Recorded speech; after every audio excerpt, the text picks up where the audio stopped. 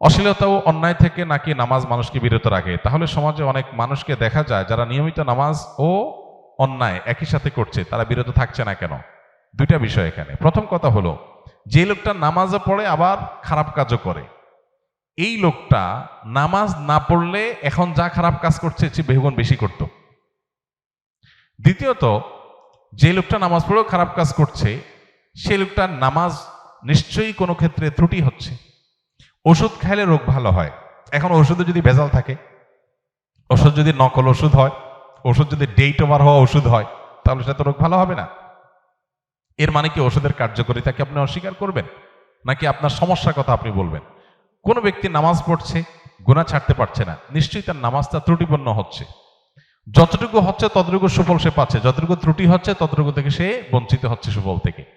নবী সাল্লাল্লাহু আলাইহি সাল্লামের কাছে এরকম এক ব্যক্তি সম্পর্কে অভিযোগ করা হলো বা অনুযোগ জানানো হলো, তখন নবী করিম সাল্লাল্লাহু আলাইহি সাল্লাম বলেছেন যে অচিরেই তার নামাজ তাকে অন্যায় কাজ থেকে বিরত রাখবে, কারণ আল্লাহ বলেছেন ইন্নাস সালাতা তানহা আনিল ফাহশাই ওয়াল মুনকার, অশ্লীল এবং খারাপ কাজ থেকে নামাজ বিরত থাকে। অতএব নামাজকে যত বেশি সুন্দর করা যাবে তার সুফল তত বেশি পাওয়া যাবে।